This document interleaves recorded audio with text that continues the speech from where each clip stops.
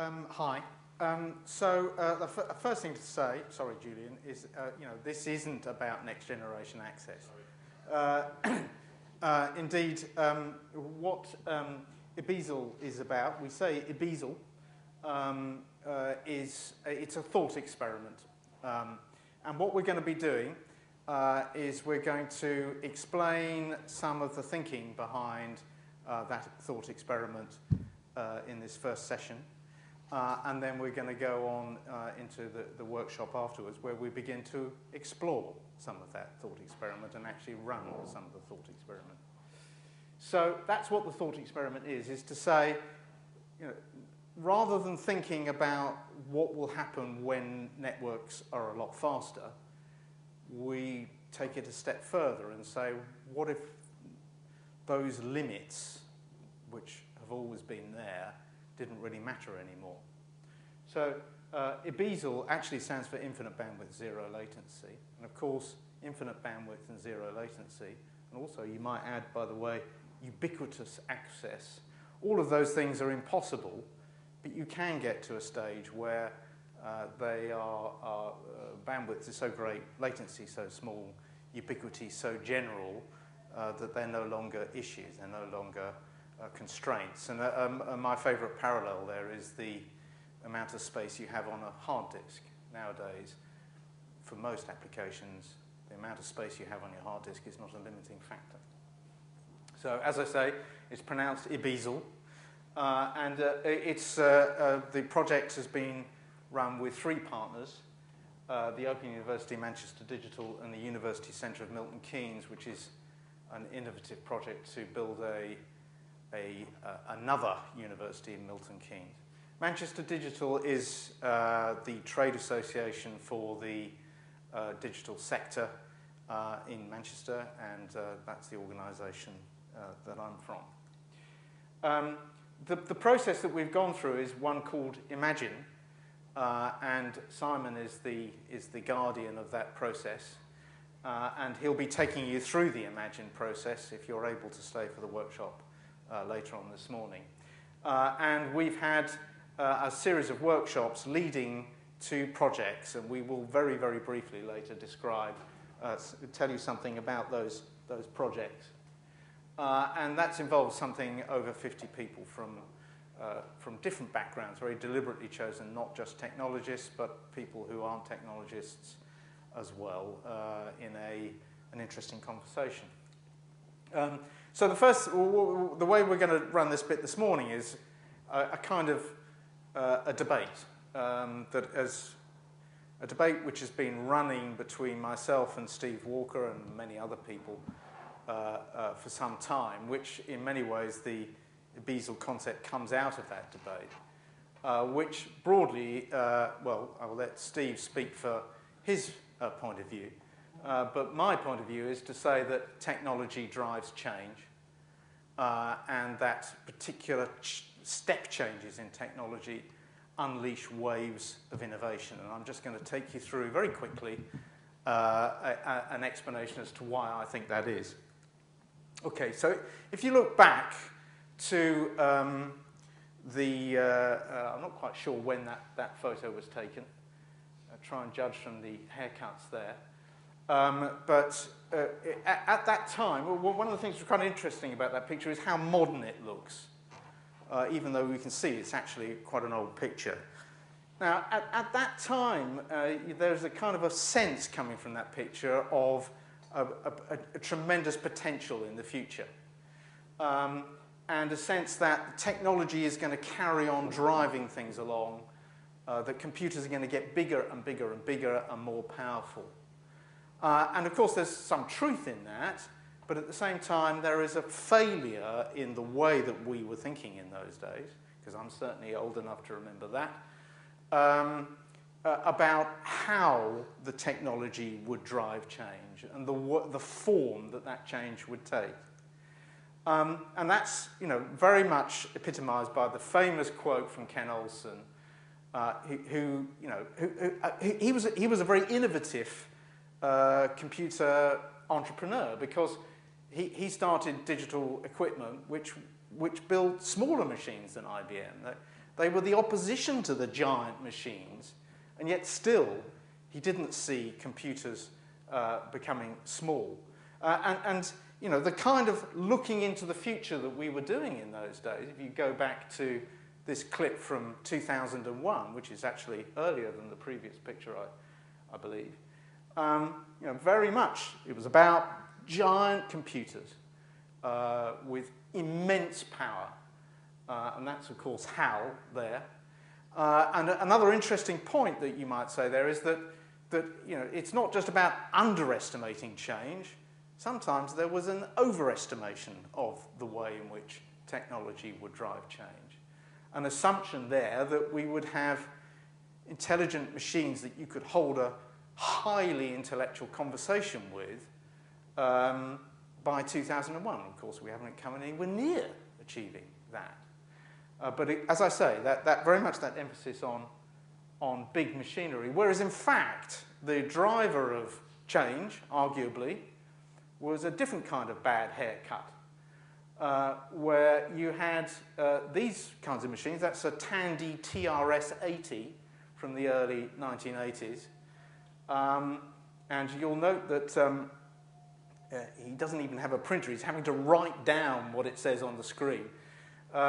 But that, you know, arguably was the big driver, because there was a democratizing influence going on there, because machinery was going into the hands of people who otherwise would never have gone near a computer.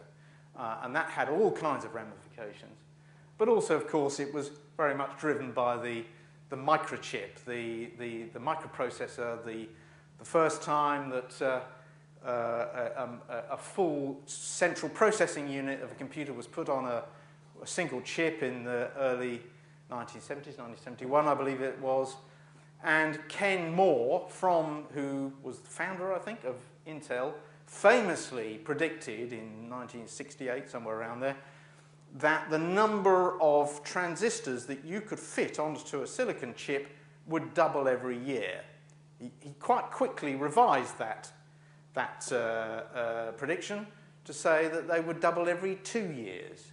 Now, for some reason, when people talk about Moore's law now, they talk about computer power doubling every 18 months. I don't know why they say that, because he never said any such thing.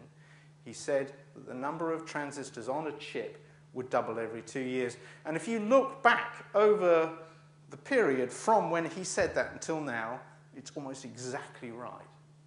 And of course, that is exponential change, as I'm sure you don't need me to tell you. And if you take an example of exponential change, like this one here, this is these are statistics from a meme, as they say on the net. You may have seen it. Shift happens. It kind of goes under various names. It's a kind of a rapid-fire presentation, which is meant to alarm you into realizing just how quickly things are changing. And it talks about how quickly these media have been adopted in various by 50 million people. And of course, the high priest, you might say, of exponential change is Ray Kurzweil, the guy behind the whole notion of the singularity. And I just very briefly want to talk a bit about Ray Kurzweil. He's a kind of an acquired taste. He's a bit strange, is Kurzweil, but there is an awful lot of value in what he argues, in my opinion. So the kind of things that he does argue, he says that the whole of change is exponential, and he takes it way beyond just technology. He says here what you've got going on here is you've got this is a logarithmic scale, so that's why it's a straight line rather than a curved line, of changes from the arrival of life through eukaryotic cells all the way through to the arrival of Homo sapiens down to the Industrial Revolution and so on. So the period between the arrival of life and the arrival of eukaryotic cells is that is exponentially large compared with the period between the Industrial Revolution and the Technological Revolution. Now, of course, you can say, oh, well, it's just the points he's picked. But he does a very interesting meta-analysis where he looks at a number of other people who've looked at the same kind of thing and have picked different points. And, rather convincingly, in my opinion, maybe I'm naive,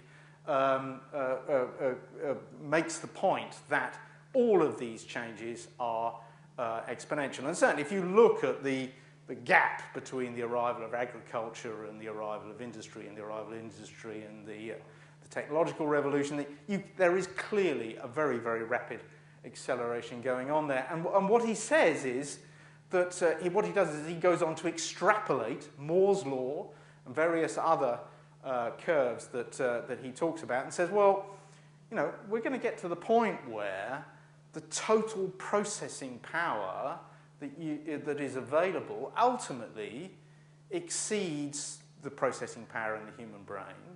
And ultimately, very, very quickly, you reach what he calls the singularity, the point at which the total processing power available on the machines of the world exceed the processing power of all the human brains. And to the point where the processing power in a single machine exceeds the processing power of all the human brains. Now, he makes all kinds of assumptions and so on in there that you can question and so on, but it's an interesting, he very much takes this notion that it's that change, the point at which machines exceed us in intelligence, is clearly, in my opinion, going to be the driver of change. And Ebezel, just to pull us back again, is about looking at that kind of change driven by changes in bandwidth. And this, in case you don't know, is a thing called a Minitel, which was introduced in France in the early 1980s and revolutionized a lot of things in France. There was a wave of innovation that was unleashed by this thing because it was incredibly cheap and they had, by the end of the 1980s, 6 million people were using these things. And the speed that this thing could receive information at was 1,200 bits per second. And it could send it at 75 bits per second. So that was about enough, that was about the speed that meant that you could receive a page of A4 text, just the text, raw text, no fonts or anything like that, in about 20 seconds. And it's about 1/4000th of typical current broadband speeds that we experience in this country. So you have had one of those curves going on there. And indeed, if you plot, this is a plot of the typical download speeds that someone who's prepared to spend a fair amount of money on their internet connection would experience. And you can see there's an exponential style of curve going on there. And if you replot it on a logarithmic scale, then indeed you do get a straight line. That straight line, you may be interested to know, is called Nielsen's law. It's the equivalent of Moore's law. It says that the typical amount of bandwidth that people have access to doubles every 21 months. And so it's a bit faster than Moore's law. And an interesting thing about it is you can see there are two leaps there and there. And that's where there were very important innovations. That one was the introduction of echo-cancelling modems that meant that the speed of what you could do over a phone line jumped very rapidly. And as a result of that, being able to have web pages that would show images became feasible. And consequently, the web took off, which meant that the internet took off, which led to an extraordinary wave of innovation that we're all very aware of. And this one here was the introduction of DSL, or ADSL if you like, broadband, which again was a huge leap in speed, but arguably, just as importantly, or maybe even more importantly, meant that people had always-on internet connections. And that led to a wave of innovation as well, because before the introduction of broadband, we knew it was coming, and plenty of people were there to say, look, there's going to be a lot more information on the net, and people are going to be able to access a lot more information. Communication is going to, email was already taking off. There will be a lot more of that. And video would become possible. It would be possible to send video over the net. So the idea that people had was that people would be receiving video from people like the BBC and so on, which of course does happen with broadband. But what about YouTube? No one predicted YouTube. And we talk about a lot more information. No one predicted Wikipedia, that it would be free and that it would be open source information. And a lot more communication, but who thought of Twitter? Or indeed some aspects of social networking sites like Facebook. So you could see that technology was going to make a change, but a complete failure to see some of the most interesting changes that came about as a result of that technological shift. And what's going to happen next, of course, is that we've got another one of those jumps coming. Arguably as big as the previous jump, probably a lot bigger. And that is the introduction of next generation access, it's very often called. I don't like the term because it's been devalued rather recently. But in general, it's about the use of optical fibers much deeper into the network so that ultimately we have pure fiber networks and much, much faster wireless networks as well. And we need to, it would be really good if we could try and imagine a bit more effectively than we did last time what the consequences of that would be. And the sort of imagining that people do, I mean, you can see them making the same kinds of mistakes already. So telepresence, for example, is a very commonly spoken about thing. Those people on the other side of the table aren't there. They're somewhere else. And it's very, very high definition, very high fidelity video conferencing that means that you feel like you're in, allegedly, feel like you're in the same room as the other people. I dare say that will happen, but I can't help feeling that that's missing something. Or cloud computing. There's a huge amount of talk about cloud computing. Of course, it's not actually cloud computing. The computing doesn't happen in the cloud at all. It happens in these places, in data centers. And there is a feel, in a way, like we're going back to the same mistake that Ken Olsen was making. That we're thinking it's all about, central things getting bigger rather than that democratizing thing that happened in the 1980s. And I wonder whether there is a failure of imagination there as well. And, or telemedicine is often spoken about. And here you see a doctor consulting with a patient and discussing it with another doctor, is it? Or no, it's herself she can see on the other screen. But in a way, yes, I'm sure that's going to happen. And it is happening already. But it all feels a bit like this. And another clip from 2001 there, where you've got the video phone, but it's not the way it's turned out at all. The instructions are written underneath. They're not flicked to you on the screen, and yet they were anticipating the right amount of computing power to have a very different interface. And it looks quite modern, but it's missing the point.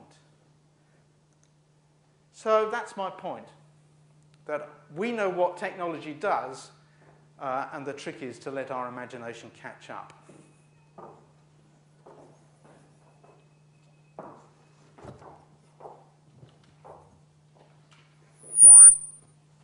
My contention is actually we don't know what technology is going to make possible in the future, and that is why it's interesting. It's interesting because technology alone doesn't drive change. Technology is embedded in a whole set of social, political, economic relationships, and it's the outcome of the interaction of those things, which is much, much harder to envisage, and I would argue would go some way to explain the anomalies that Sean's identified. To illustrate what I mean by that, I'm going to pick a couple of examples that are widely used, widely cited to show specifically the impact of communication technologies and how they change society. The printing press is possibly the most widely used example, Gutenberg inventing the printing press in the 15th century, which, of course, for the first time made it possible to reproduce text on a wide scale. Actually, he didn't invent printing. It was movable type. The Chinese had already been printing for 200 or 300 years, and their civilization that maintained that survived printing quite effectively. But in the West, it's often associated, the story often goes, Gutenberg, printed Bible, that meant people could read the Bible themselves because there were enough of them. That led to the Reformation and the fall of the Catholic Church in parts of Northern Europe, which is part of the story, but it's only a part of the story. Martin Luther and others used printing very effectively in their campaigning to try to change the nature of the Catholic Church, the buying of indulgences. Incidentally, Gutenberg was printing also the indulgences against which Martin Luther was campaigning. But of course, the relationship of print and the Bible is not exhausted by the experience of Northern Europe. If you look at what was going, clearly there are still Catholic countries where that process didn't happen. So printing didn't necessarily lead to the downfall of Catholicism in large areas of Southern Europe. Indeed, the Bible, the Latin Vulgate Bible, was taken by the conquistadores to Latin America and was part of a massive expansion of the Catholic Church in Latin America. So print isn't inherently democratic in the sense that it will lead to the sort of social change associated with the Reformation. In another context, it led to quite a different sort of social change, where it was embedded in a different set of social institutions and so forth, not least the sword that the conquistadors carried with them. And within Catholicism, it fixed a version of that same Bible, which was the official Bible of the Catholic Church until the 1970s. So for hundreds of years, print was used to sort of fix a set of values. Okay? So it's not a simple story of print, open access to information, social change overthrowing an autocratic belief system. The story is more complex than that, and I would argue actually a bit more interesting. And there are plenty of examples in research that's been done since certainly the 1980s into the arguments around ICT and democracy, and also the way in which technologies, the same technology, can lead to different sorts of social change in different contexts. A celebrated example, there was a research done by a woman called Wanda Orlikowski in the 1990s, looking at the introduction of Lotus Notes into one of the big consultancy companies, financial consultancy companies. And the technologists were using Lotus Notes, and they were sharing information and using it in the sorts of way that are very recognizable to the way a lot of us might use, or at least aspire to use, the internet these days. Brilliant. They persuaded senior management, wouldn't it be fantastic if we rolled this out across the organization? So they did. The consultants got their hands on it, and what did they do? Well, they certainly didn't use it to share information. Why didn't they? Because in the culture of the consultancies, it was important to develop your own particular unique skill set and knowledge set such that you could sell yourself to clients more effectively, move up the organization quicker, become a partner. And if you didn't do that, you'd be out. It was a sort of up and out culture for the consultants. So in the same organization, the same technology, two different professional groups used the same technology radically differently. The technology didn't lead to the more open, participative, and democratic sorts of work behavior that we tend to associate with the technologies. There's another sense in which technology is social. And that is that the technologies, it's very easy to attribute cause and effect to something that's material because we can see it, and relatively, it doesn't change. That chair isn't going to become anything else in the next 30 or 40 years, other than perhaps recycled into something else that we'd recognize. It's a chair, and we can sort of attribute causal effect to it. Social and economic processes are necessarily more nebulous, so it's harder to do that. But they're there. In fact, I was just reflecting while Sean was talking about Moore's law and so on. What sort of a law is Moore's law? It's not a law of the natural world, because process of power hasn't been a natural product. It's been an outcome of human intervention. And what would be interesting, and I haven't done this, but I was making a mental note maybe to have a look, what were the inputs that have gone in to achieving that curve, and where did they come from? How is that organized socially? So what sort of a law is Moore's law? But to take just to pick one example to try to illustrate, and again, this touches on some of what Sean was talking about, of where technologies come from, the internet. In 1995, Richard Barbrook at Westminster wrote what I thought was a fantastic essay in which he argued that the internet is a Californian ideology made concrete. That's to say, there was nothing inevitable about the communications networks that we have now, and that we know as the internet and the web and so forth. It's not that those technologies were somehow inherently superior, and that's why we've got the internet. It was the internet itself was the outcome of two strands of thought which happened historically to have come together in California in the 60s and 70s. One of those is free market Reaganomics. Okay? So there was there's a strong commitment to laissez-faire economics in the internet. Right? And, of course, the social liberalism associated with 1960s California, the hippies. Right? And he was arguing that these two strands came together and were imprinted in the way the internet evolved quite strongly, quite early, and that we're still living with that. Didn't have to be like that. Sean earlier mentioned Minitel. Well, Minitel was developed by the French government and took a completely different sort of approach and would have been more concerned with things like equity, access, and so forth than the internet. Though in a free market, laissez-faire world, issues like the digital divide are only ever sort of tacked on a bit later. It's not inherent to the values of the technology. The reason why I think this is significant is if we look now at the sorts, or very recently at least, the sorts of debates that are going on around next generation access, we see a sort of techno-evangelism about them. And these are just some snippets from the Digital Britain report a couple of years ago, which was setting the tone when we started having the debates that led to IBESL. And they are full of things like, we are at an inflection point in technology and capability and demand. Those countries which strategically grasp this will be the future belongs to the people who can grasp and understand this. Though a very positive story can be told about the benefits of new networks, and next generation fixed fiber and cable networks offer not just conventional high-definition video entertainment and games, but potentially more revolutionary benefits to our economy and society.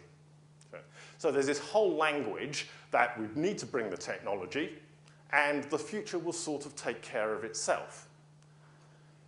You wonder what, one of the things that struck me about a lot of the literature, and it's not just Digital Britain, that you can find similar sorts of arguments and articles in the United States and elsewhere, I better get a move on, is that there's no real thought gone into what these revolutionary applications will be. They will take care of themselves. And typically, they fall into three camps. Telepresence is sometimes put on the same level. Entertainment, essentially, what that means is more, I would contend, is the way that's envisaged is more and more sort of Murdoch Globo vision, except it'll be in high definition, 3D, and so forth, eating up more bandwidth. Great, yes, true, there's only so much TV we can watch, and personally, I'm not going to spend a lot of time trying to promote an infrastructure to promote that sort of a worldview. Sorry, you can't quite see the clip art I used there. I reverted to clip art at this point, but it was brilliant, something I'll come to in a moment. Medicine, Sean's already mentioned telemedicine. Why is that a big issue? Well, actually, it's not because of the technology. The reason why telemedicine is an issue is because of the aging population. How on earth are we going to be able to leverage technology to take care of a social problem of aging situations? It's why Japan is ahead in robotics, because they were engaged with this problem. The Japanese aging population issue is more advanced even than it is here. So the focus on medicine and telemedicine is less to do with something inherent in the technology, but dealing with a social problem. And education is the third. And I just love that piece of clip art and the model of education that it implies. I couldn't, if I'd gone out looking for something, I couldn't have found a better piece than that. It just happened to be in Microsoft clip art on my laptop. So I kept the clip art rather than try and find something else. Yes, that is the vision of education that's often implicit in the way people talk about distance learning and so on. Of course, we at the Open University are very concerned about these issues, and we like to think we've got other ways of approaching these problems. But what's the context in which universities, at least, are struggling with these problems at the moment? It's the context of, how can I put this diplomatically, the challenging reorganization that higher education is currently going on. It's being cut through. It's a huge political issue about what higher education is and how it should be organized and the role of technology. And it's a political issue. It's rarely driven by pedagogy, and I would suggest that piece of clip art sums that up perfectly. So for me, now, I'm certainly not trying to argue that technology has nothing to do with this and technology is not associated with social change. What I am interested in, though, is rather than laying back and let it happen to us, is how can we start to take some control over this process?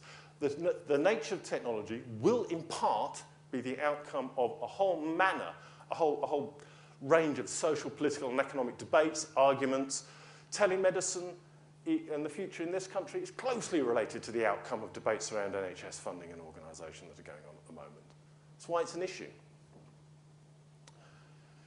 The question then is, what do we want from the future? How can we, I would argue, how can we try to write human values into that future of technology? Because, of course, once you put values in a technology, they are relatively durable. It's not necessarily a reversible process. Oh, that's rubbish, isn't it? Right. We've held these workshops that Sean was mentioning earlier. Under the banner IBESL. For me, my motivation about this is exactly to try and make a stake, make a claim for what that future of next generation networks will allow us to do. And this is from a paper that Simon and I wrote describing the outcomes of IBESL. I'm just going to pick one or two examples. It's even smaller than I feared it was going to be on the screen. But for example, we identified as an issue latency mapping. What do we mean by latency mapping? Well, if we forget, when we're talking about an IBESL world, it's not simply anymore an issue of digital divide. There will be different issues around, or different levels of latency between different points in space. And by space, that's geographic, the speed of light. There's not a lot we can do to work on that. But also the arrangements between different network providers, the physical layout of networks and so on, will all have an implication on the levels of latency, which in turn will have impact on the sorts of applications that can be run between two different places. If, for example, we take simultaneous performance of music, and I understand I'm told that if something happens at an interval of less than 1/64th of a second, to the human ear it's indistinguishable from instantaneous. So if we can get latency down that far, we can then play remotely music together. But of course, we wouldn't be able to do that everywhere. A map of latency would demonstrate which points could play simultaneously with which. So it's a more complex set of ideas than the simply digital divide. I won't go into any more of them. I'll just run on to a couple of the bigger ideas and projects that have come out of the IBESL work so far, where we have started to identify specific project proposals. Think tank. We're developing a think tank which is going to struggle with some of these larger issues, new literacies, latency hills and veils rather than a divide, and so forth. But a couple of more specific examples. One of the ideas that came out was Stealth Shepherd, which, and part of the genius of some of these ideas is the names. It's really about real avatars and something that can represent someone remotely in the physical world as well as in the material world. And with Alston Cybermoor, which some of you may know, in the North Pennines, we put in, as a result of these workshops, a proposal to Technology Strategy Board to pilot the use of these real avatars, as we call them, sort of material avatars, and this is a TechSide bot that we will be using to trial, moving these things around, allowing people remotely to move around Alston as a tourist sort of exercise. It's a feasibility study, it's a bit wacky, we'll see where it goes. But it's predicated on universal and fairly high-level network performance. The Stealth Shepherd bit is another example of that, also being piloted in Alston Cybermoor, which is keeping an eye on sheep through drones, basically. We started off on a rant about drones and the future and bombing in Pakistan. What could we do peacefully? Ooh. Yeah. Of course, you can then take this further, and you could have somebody, offshored, in southern India, looking after all the sheep on the Northern Pennines. So these things need thinking through a bit. Sean, you finish off. This was one of Sean's ideas, so I'll leave that to him. So I spoke earlier about I spoke earlier on about how cloud computing is not in the cloud, it's in the data center. But what if it was in the cloud? What if cloud hosting, was really in the cloud? What if when you wanted to back up your computer, your backup was chopped up into thousands of little bits and distributed around in an encrypted form, computers all over the net? That would be super resilient. It would be the way in which you could do that in terms of power, for example, because data centers use a great deal of power, it could have a real green advantage. So we've been looking at a way of doing this and some of the implications of sharing data out that way. It's not just backups that you could do that way. You could share some processor time on other machines, but you could also share. You could effectively have a hosting facility, and part of the innovation that we're trying to work with here, in a similar way to what I was talking about before, is about the business models that apply to that, or finding ways to make this work as a business, to incentivize people to do this, as well as the technology to make it possible. And one of the ways that we've been looking at that is this notion of a trust latency curve. In other words, what is near to me in terms of latency is useful to me in a way that what's far is not. That's not to say that things which are far away in time delay are useless, but they have different uses. And similarly, what is near to me in terms of trust, there are some machines of contacts that I've got that perhaps I wouldn't mind using and sharing some of the resource there. I would have a different attitude towards machinery which is further away from me in terms of trust. So that's the kind of thinking which is being applied there. But that, basically, is this morning's session. And there is one thing I did want to say. I didn't realise how wrong you were, Steve, until just now. So.